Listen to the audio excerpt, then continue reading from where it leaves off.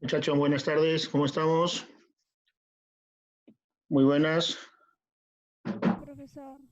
¿Qué tal? Vamos a empezar rápidamente. Escúcheme lo que vamos a hacer, ¿ya? Voy a proyectar un videíto de 10 11 minutos, ¿ya? Lo voy a recortar en la actividad para recordar lo que hemos hecho de los dos gobiernos anteriores e inmediatamente empezamos con el nuevo tema, ¿ya? Un ratito, por favor. Un ratito, ¿no? A ver.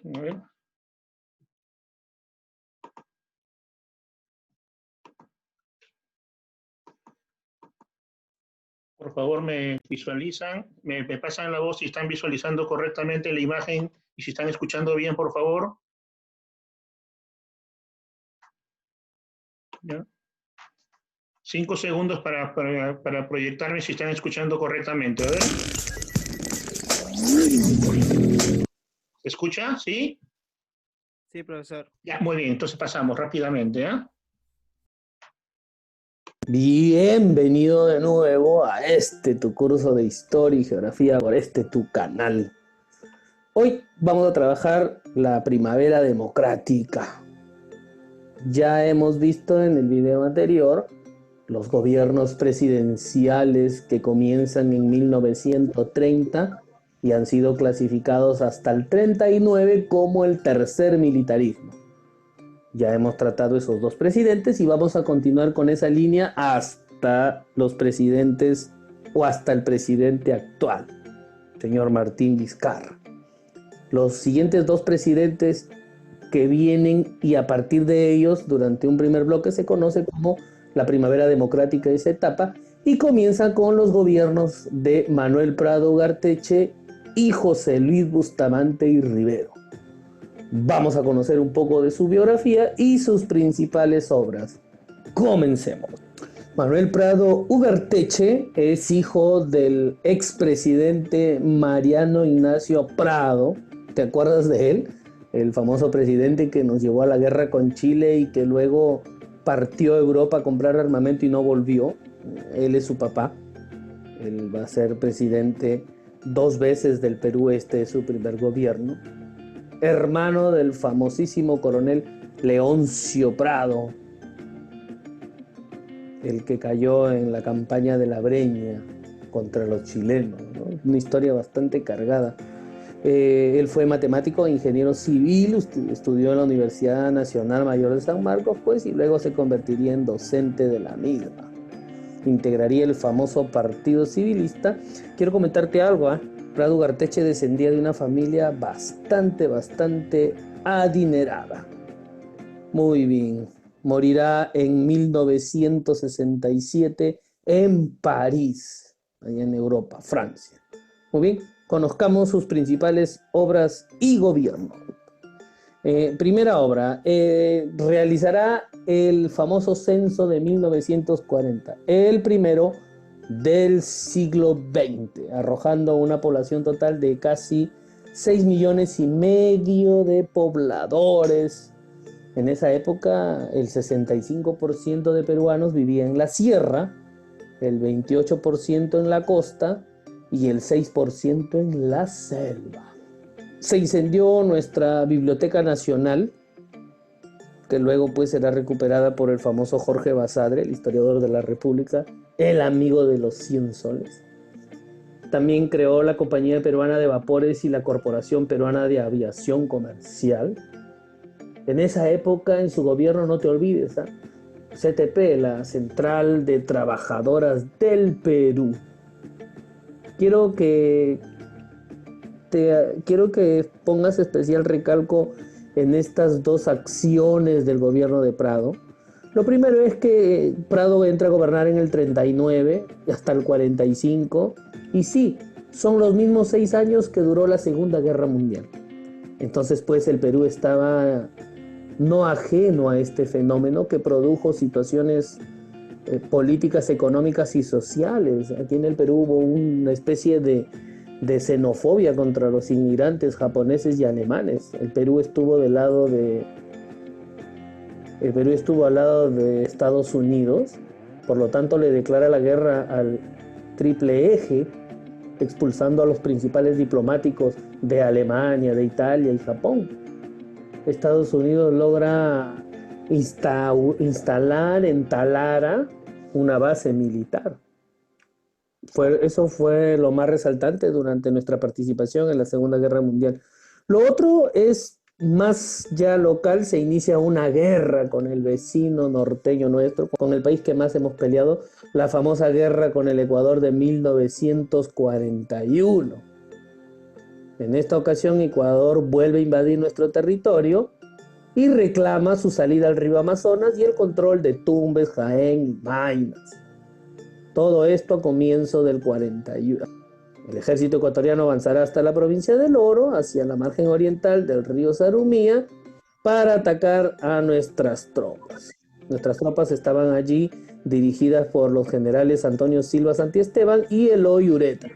El incidente más serio fue la famosa batalla de Sarumía, entre el 23 y 25 de julio. Aquí, pues, los peruanos ocupan la provincia del Oro y mucho de esto se debe a una acción heroica del famoso José Abelardo Quiñones, sí, nuestro amigo de los 10 soles. En una acción kamikaze, en su avión decide estrellarse contra el ejército ecuatoriano y eso nos da la ventaja de remontar en ese instante. ¿Por qué una vincha chistosa? Toda esta guerra terminará con intermediarios internacionales en Río de Janeiro en 1942, con la firma del Protocolo de Paz, Amistad y Límites, donde los mediadores serán Estados Unidos, Brasil, Argentina y luego se sumará Chile. Ecuador consiguió su salida al río Amazonas y ganó las regiones de Quijós y San Miguel de Sucumbios y no pagó indemnización por los gastos de guerra que el Perú hizo. Y así, bajo un gobierno bastante tenso con los sucesos internacionales, y aquí pasamos al final del gobierno y entramos al presidente José Luis Bustamante y Rivero. Nació en Arequipa en 1894, fue abogado, jurista, político y diplomático. Como te darás cuenta, los gobiernos en esta época duraban 6 años, pero él solo gobernó 3. ¿Por qué? Profe, Ya vas a ver en el final ¿me escucha? del video que sufrirá un golpe de Estado y los militares volverán a aparecer. José Luis Bustamante Rivero es un diplomático. Profe, ¿me escucha? Sí, dime. Ah, ya, eso está ya. Está bien. Es que pensé que me había equivocado de clase, profe. No, está bien. Ya, disculpe.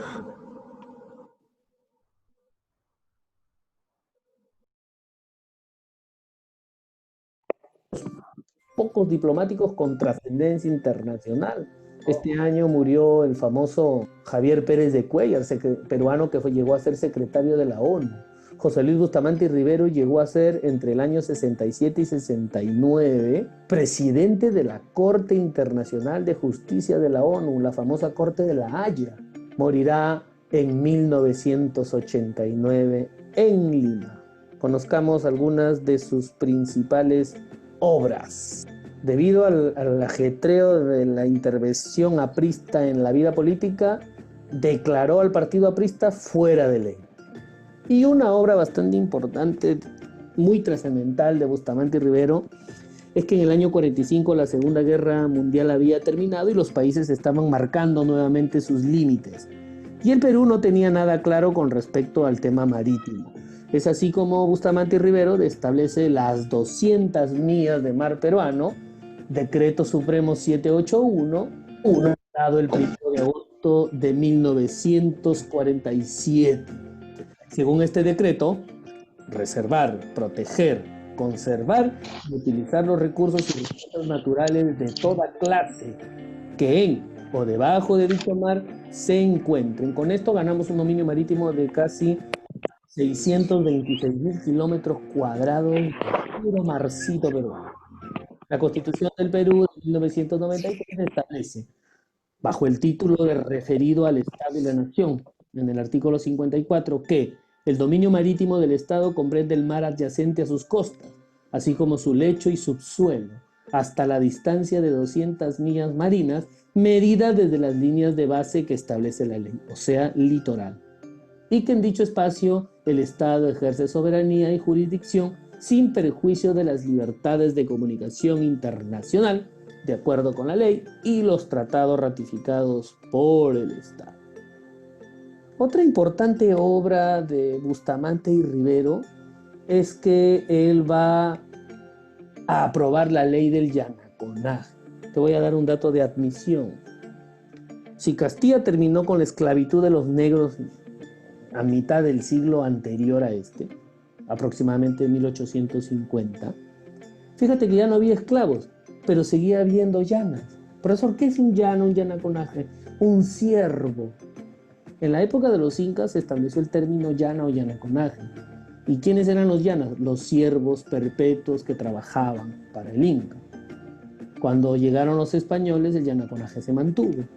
Es increíble, ¿no? La República comenzó en 1820, más de un siglo antes de este gobierno, y en el Perú todavía algunos indígenas seguían siendo siervos de los gamonales o terratenientes en el Perú. Él establecería, ante esa necesidad, la ley del yanaconaje. Con esta ley impone una remuneración salarial en las haciendas. Además, proscribió la obligación de los yanaconas a vender su producción a los hacendados. De esa manera, escucha dato de admisión, José Luis Bustamante Rivero elimina el sistema de explotación que más tiempo se ha prolongado en la historia del Perú. Otro suceso fue que en el año de 1947 es asesinado el director del periódico La Prensa, el famoso Francisco Graña Garland, y pues ya hemos visto en un video anterior, también en esta ocasión, el APRA estuvo detrás de esa muerte.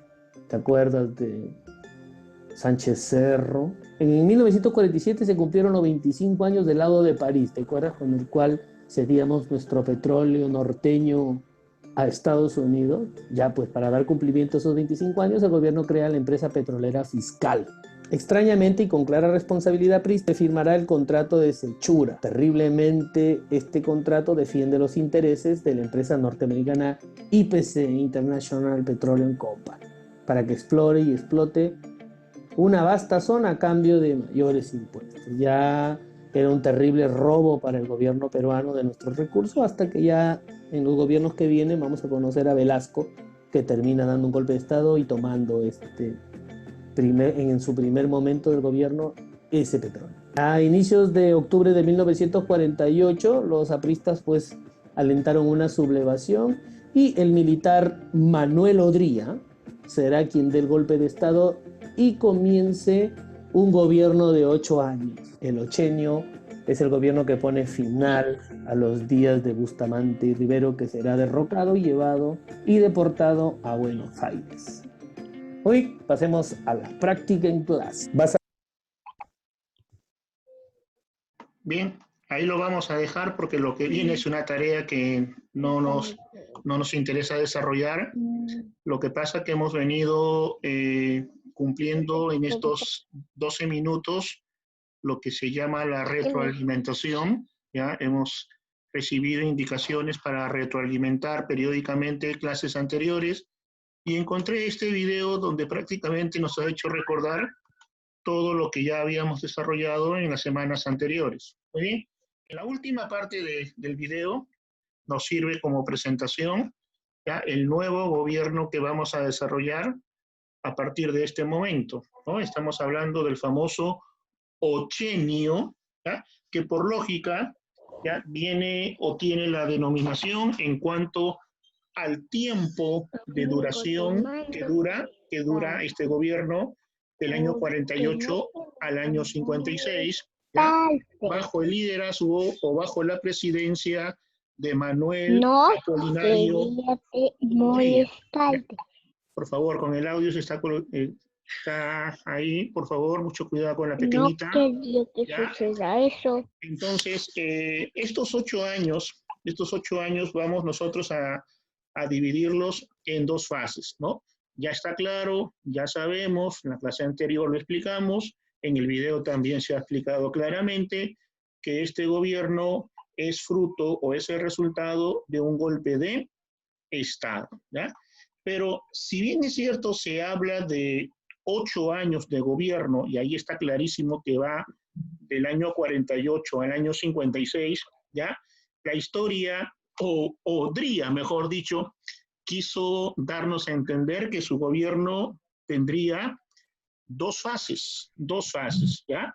La fase del 48 al 50, que de hecho tiene que ser considerada una fase de carácter dictatorial, porque es producto de un golpe de Estado, y la fase que comprende del 50 al 56, que Leguía pretendió hacernos creer que fue un gobierno democrático constitucional, porque en el año 50 se convoca elecciones. Ojo, en el año 50 se convoca elecciones, pero la historia de estas elecciones es una historia prácticamente que contempla situaciones de fraude, partiendo, por ejemplo, que Odría renuncia solamente un mes antes de realizarse estas elecciones, ¿no? Prácticamente fue un presidente candidato que deja el gobierno encargado a una junta militar de gobierno encabezado por Noriega, y así se producirse la famosa frase de la bajada al llano, y como candidato ya se presenta a estas elecciones del 50, ojo, donde prácticamente, te reitero, tenía todo ya planificado para ganar. Se presentó un candidato opositor llamado Néstor Montañe. Fue un general, pero lamentablemente para Ernesto Montañe su candidatura terminó porque fue enviado a prisión, ¿ya? Todo aquel, miren este dato, todo aquel que quería postular en las elecciones del 50 como Montañe, tenían dos caminos. Ser exiliados al extranjero o enviados a la prisión. Entonces, prácticamente como único candidato en 1950, Odría es elegido, entre comillas, presidente democrático constitucional, ¿no? A partir de esa fecha, del 50 al 56, reitero, Odría nos hace creer, o pretende hacernos creer, que se convierte en un presidente constitucional. La semana pasada, como preámbulo a todo esto, te dije que si por ahí podemos tener cerca en el barrio, en la familia, personas que pasen más o menos los 70 años de edad, ¿no? Algún recuerdo podrían tener de este gobierno, y de seguro podrían tener buenos recuerdos, muy buenos recuerdos. Y aunque te parezca contradictorio, pero profesor, si usted me acaba de indicar que es un gobierno producto de una dictadura, producto de un golpe de Estado, entonces la población que vivió en esa época, en ese momento, ¿por qué tendría que recordar a Odría como un buen presidente? Por la labor cumplida en dos ámbitos, ¿ya? En dos ámbitos, en educación y la salud, que luego lo vamos a ver cuando terminemos el aspecto político. Odría inicia su gobierno, ¿ya? Tomando como referencia dos frases. La primera es hechos y no palabras, y la segunda, algo más que identifica su gobierno: salud, educación y trabajo, ¿no? Repito, ámbitos que dio prioridad con muy buenas acciones y obras, ¿ya? En el aspecto político, hay que recordar aquí que el APRA, lamentablemente para los apristas, sigue estando considerado un partido proscrito, un partido ilegal, y dentro de la clandestinidad, el APRA se había convertido en oposición no solamente de este presidente, ¿no?, sino de los presidentes anteriores, principalmente del que acabó producto de un golpe de Estado. Entonces, ¿qué hace Odría? Odría promulga la famosa Ley de Seguridad Interior, ¿ya? Una ley que facultaba a los miembros de las Fuerzas Armadas y de la policía de entonces a ingresar a los hogares bajo una simple sospecha de una acusación de conspiración contra el régimen de Odría, te podría llevar a la cárcel, ¿no? Esa era la base de la Ley de Seguridad Interior, repito, dada principalmente para reprimir a los militantes apristas, ¿ya? Como en todo gobierno, existe una persona o un personaje muy afín al gobernante, ¿no? Por ejemplo, en el caso de Fujimori, lo tuvimos con Vladimiro Montesinos, ¿ya? En la época de Odría, él tuvo dos hombres que prácticamente hicieron cumplir la voluntad de mantener en jaque a la oposición. Así tenemos al temido ministro del Interior, Temístocles Rocha, y al jefe de la policía secreta, Alejandro Esparza Sañartu. Este ministro y este jefe de la policía secreta fueron los pilares, fueron los garantes de hacer cumplir esa ley de seguridad interior, ¿ya? Y un aspecto político de reivindicación para las mujeres es permitirle participar en un acto de sufragio, ¿ya? Todo eso, de alguna u otra manera, está conceptualizado dentro del aspecto político. Aquí está lo que te decía y lo vamos a desarrollar con mucho énfasis, porque hay que reconocer, ¿no? Hay que reconocer todo lo bueno, hay que alabar lo que se hizo en su momento, así también como hay que criticar lo que aparentemente fue realizado de una manera ilegal o fraudulenta, ¿no? En ese sentido, repito, Odría hizo mucho por la educación, desde la promulgación de la ley de la educación peruana, que duró desde su gobierno 30 años más, ¿no? Basándose, por ejemplo, en la construcción, lado izquierdo, primera fotografía del lado izquierdo, de lo que fue, digo lo que fue porque lamentablemente hoy ya no lo es, en su momento, el edificio del Ministerio de Educación, ¿ya? Si por ahí conoces el centro de Lima, Abancay y Nicolás de Piedra o el Parque Universitario, vas a encontrar este edificio al frente del campo ferial El Hueco, que cuando llegó Fujimori al gobierno, se lo quitó al Ministerio de Educación y se lo entregó al Ministerio Público, ¿ya? Hoy ya no es la sede del Ministerio de Educación, pero ese edificio fue construido para el Ministerio de Educación, ¿ya? El más grande, el más moderno de ese tiempo de toda Latinoamérica. Ojo, de toda Latinoamérica, desde México hasta Argentina y Chile. Teníamos el mejor ministerio en infraestructura de educación. Por esos años, aunque la historia dice que el periodo de la migración empieza en el 60, no es tanto cierto eso. Por esos años ya se iniciaba el proceso de migración del campo a la ciudad, ¿ya? Cientos y miles de personas dejaban el campo y se trasladaban a la ciudad a cumplir el sueño de una mejor calidad de vida. Entonces, ¿qué sucedía en el campo educativo? Los pocos colegios que existían no se daban abasto para atender la demanda estudiantil, ¿no? Y en esa época nos cuenta la historia que el horario de atención escolar era de 9 a 12, de 9 de la mañana a 12 del mediodía.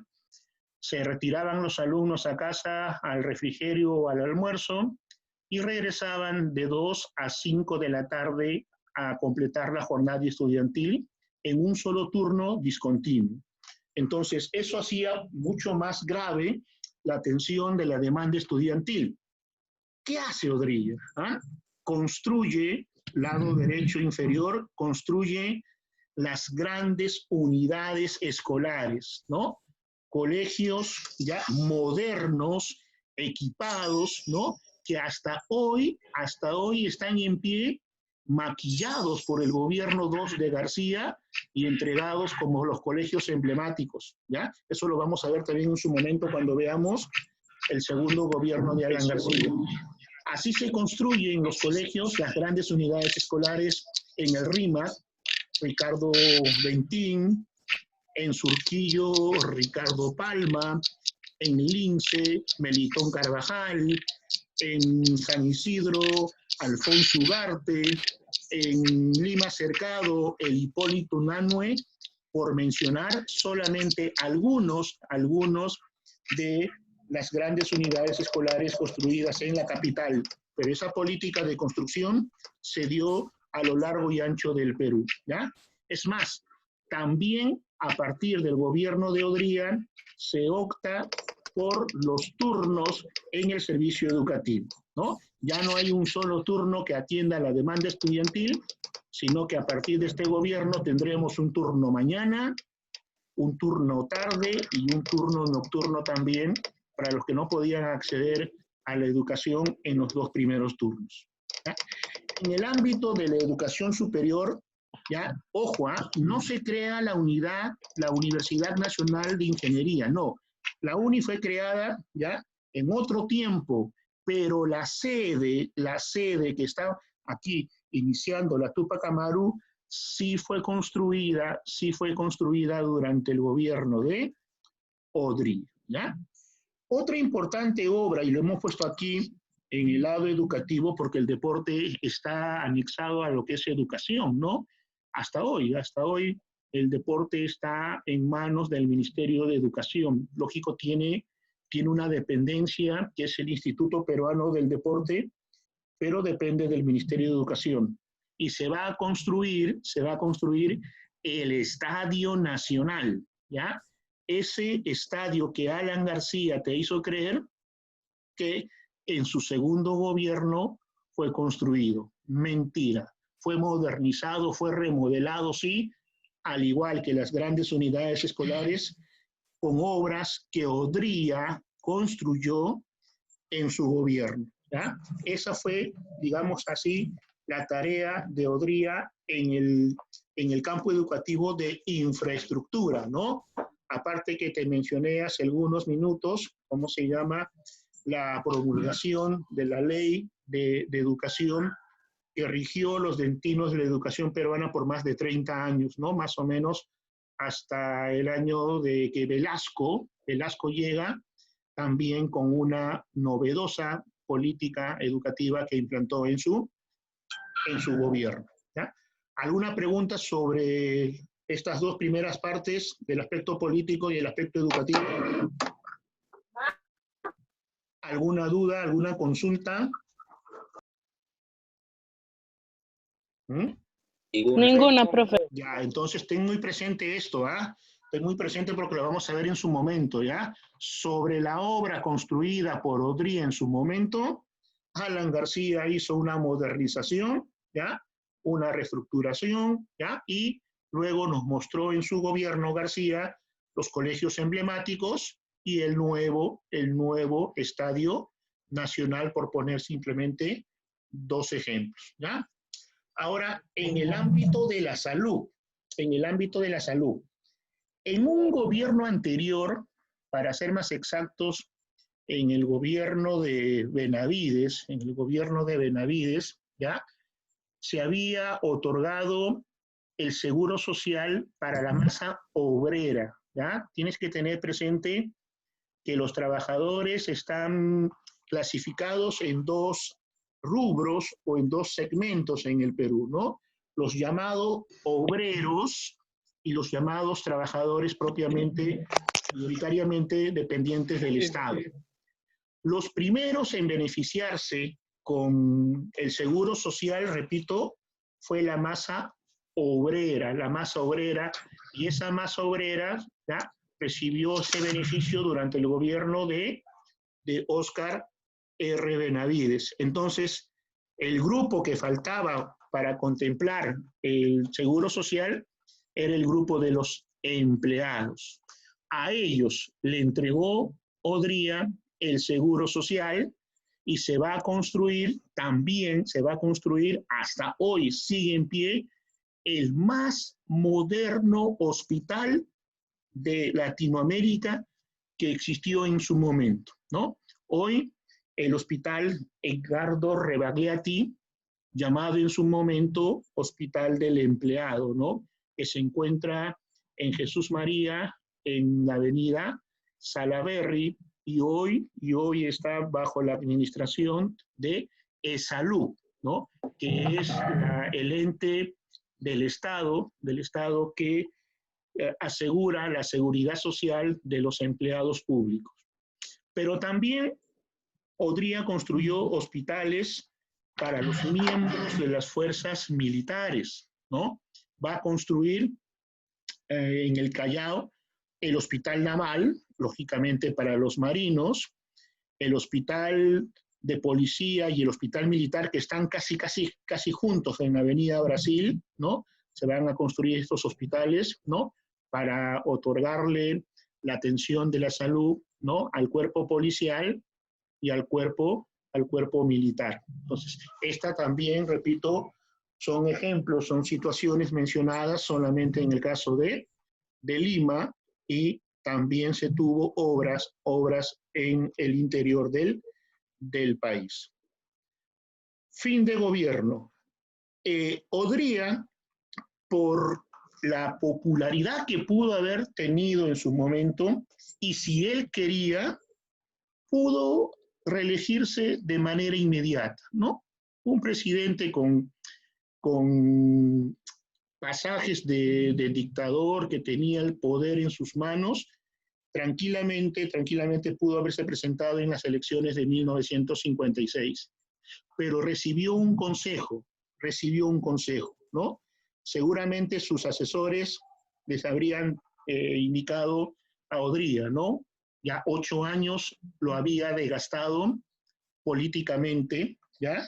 Y pese al deseo de Odría de ampliar por 6 años más su gobierno, Ahí va. ¿ya? Presidente, no es conveniente una reelección en 1956. Deje pasar el gobierno de otro gobernante, y en la próxima elección de 1962,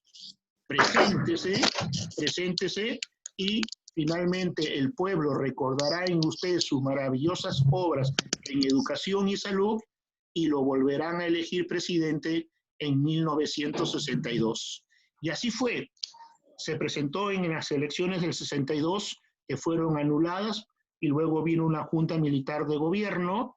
Se presentó también al año siguiente a las elecciones del 63, pero el pueblo no lo eligió. Disculpe, observé que un compañero había levantado la mano para opinar o para participar, por favor. Disculpe que estaba en uso de la palabra. A ver. Levantaron la opción de darle la palabra, por favor. Que si no es así, hay que evitar hacer clic en esas opciones, por favor, ¿ya? Porque todo eso sale reflejado aquí y manifiesta que quieren hacer uso de la palabra, ¿ya? ¿Alguna pregunta? ¿Alguna pregunta hasta aquí? ¿Ya? Repito, en 1962, y lo vamos a ver después de este segundo gobierno de Prado, hay elecciones en el Perú, ningún candidato logra el porcentaje permitido, y el Congreso debió elegir el presidente en el año 62. Y era muy probable que en el año 62 Haya de la Torre, que participó en estas elecciones, iba a ser el elegido por el Congreso que tenía mayoría aprista. Entonces, los militares y los oligarcas de la fecha, para evitar que Haya de la Torre sea designado por el Congreso nuevo presidente del Perú, ¿no?, dan un golpe de Estado. Sí, Lara, dime, a ver. Jeffrey, ¿alguna participación ya? A ver. Lara, te estoy dando, te estoy cediendo el uso de la palabra, hijo.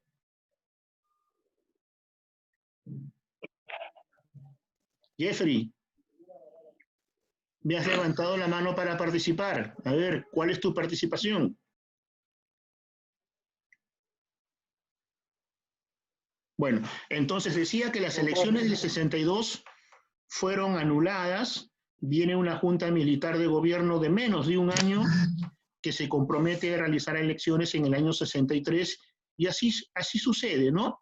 Curiosamente se presentan los mismos candidatos del 62, pero ya en estas elecciones de 63 ni Aya ni Odría triunfan, sino triunfa el arquitecto Fernando Belaúnde Terry, pero eso lo vamos a ver todavía dentro de algunas semanas, ¿ya? A ver, quiero que me presten atención, presten mucha atención a lo que les voy a indicar, ¿ya?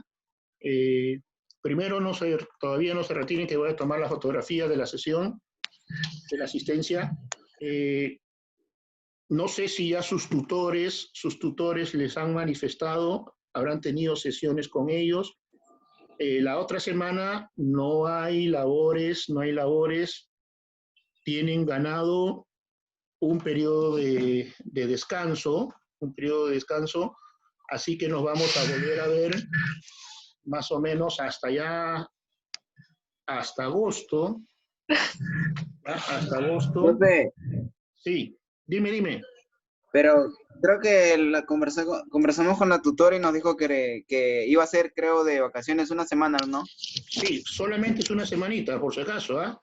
La que viene, nada más la que viene, ¿ya? Y en ese sentido, repito, hay que estar muy atentos que la otra semana no hay sesión, ¿ya? Pero sí, mañana vamos a tener la actividad que vamos a dejar por esta semana, ya que lógicamente ustedes van a decidir si se lo presentan en la fecha de siempre o esperamos el retorno después de vacaciones, ¿ya?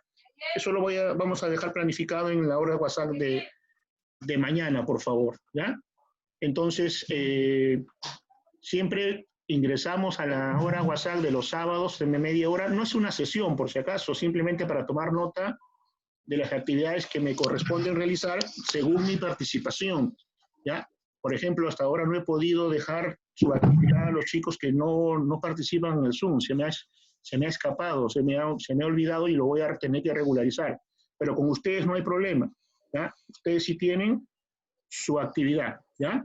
En ese sentido, me despido de ustedes agradeciendo la participación a la sesión hoy y nos estaremos viendo entonces después de esta reparadora semana de descanso. Desearles unas felices fiestas patrias. Profesor, Sí, dígame. profesor, Sí.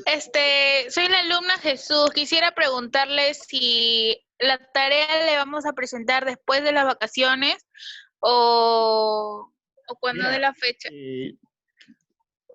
Comúnmente tenemos las sesiones nosotros los días viernes y presentamos nuestra tarea los días miércoles. Entonces, yo les aconsejo que la tarea que vean mañana lo presenten el día miércoles, ¿ya? El viernes no vamos a tener clases y por consecuencia no hay tarea para la siguiente semana. Entonces, mejor quedemos así, ¿ya? Mañana visualizamos la tarea para los chicos de Zoom, lo presentamos el miércoles y ya no tenemos tarea para la siguiente semana porque no hay clases. Pues ya, así quedamos, ¿correcto? Bien, nuevamente mi agradecimiento para con ustedes y hasta el mes de agosto. Sí, dime. Profesor, una pregunta. El fin de semana yo no entré en la última clase y pues ahí dejó tarea, pero como yo no entré, no sé si cuenta las otras clases Por eso te digo, hija, cada sesión tiene una tarea, ¿ya? Y trabajamos de 3 maneras distintas. Ningún alumno se queda sin atender, ¿ya? Unos participan de Zoom y ellos tienen su actividad. Otros ven la clase grabada en YouTube y tienen una distinta actividad. Y el que no puede Zoom y el que no puede visualizar en YouTube, le entrego una separata con una actividad, ¿ya? Entonces tú te tienes que